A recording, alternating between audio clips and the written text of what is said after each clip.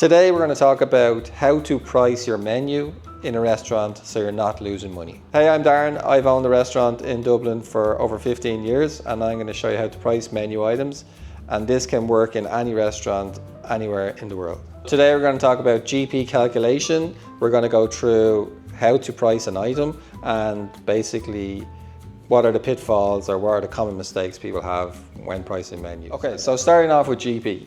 And what is GP formula? So GP is a very simple formula, but it's very thrown around very loosely amongst restaurateurs, in my opinion. And it's a bit of a bravado thing, like, oh, I get this GP, my GP percentage is blah, blah, blah.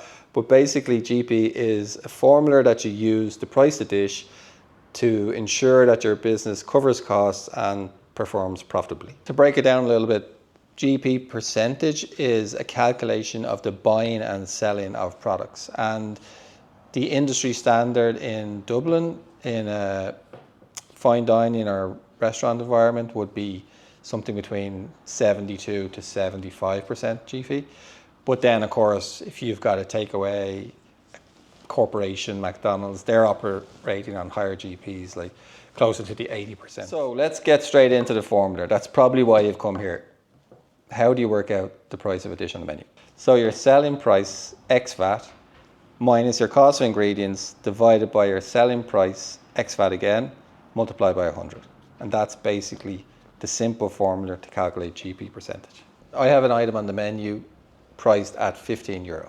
So I want to use the GP calculator percentage formula, which is selling price ex VAT minus cost of ingredients divided by selling price ex VAT multiplied by 100 is your GP. So as we started off saying, selling price ex VAT.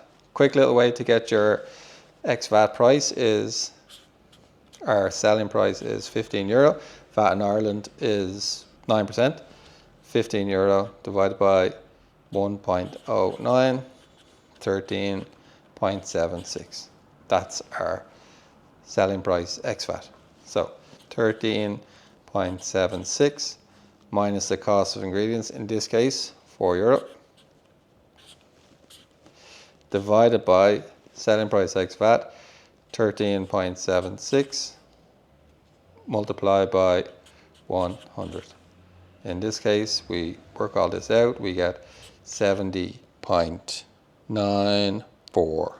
Rounded up, 71% GP. Here's some things that I've come across in my years of business that can affect your GP. Starting off with something as simple as over-portioning. That's basically staff not trained fully in how to portion for that dish that you're pricing. So they're either cutting a bigger piece of protein, putting extra sides on, something simple like that, that will affect GP. So also incorrect pricing. That's something that as an owner you should do yourself. Checking out what the price is of your burger in the area, what are people charging, what do people expect to pay for this dish. Food waste comes into it a lot. That's really big for us in the sense of staff just over ordering, end of the night, oh yeah, get me 12 beef, or rather than saying how many covers are booked in tomorrow, how many people have we got booked for this weekend, or just having a dish and throwing out the ingredients basically. A big one for us as a common mistake is we ensure we have an external stock taker. So what is a stock taker? So someone comes in and goes, stock taking shelves in Tesco? Oh yeah, I've got 7 of them. No, a stock taker will take all your delivery dockets, all your orders, all your invoices, all the stock in the building. He'll check like that the delivery docket was signed for, that what came in was received, that you were invoiced correctly for that, because this is a big thing in the industry, is that items not arriving, items being invoiced for that you never got, credit notes not being sent that for goods you sent back or returned, and all those items will drastically affect your GP. So basically, once a month our external stock taker comes into the building. Our accountants provide him with every delivery docket, every invoice, every credit note for that month. He'll go into the kitchen, he'll count all the products that we have in stock. He also does this for all our drinks, check every bar, every freezer, every fridge, and he'll come up with a GP that is a real life GP for our business.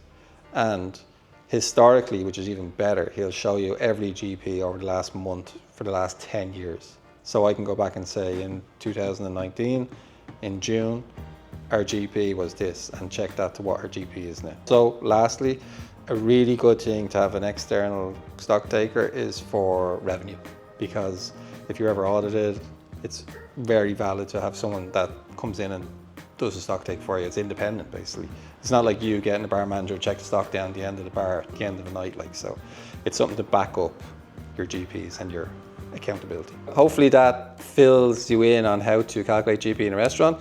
Let me know if you have any questions on GP or any other topics within a restaurant. And don't forget to like and subscribe, comment down below, and catch up soon.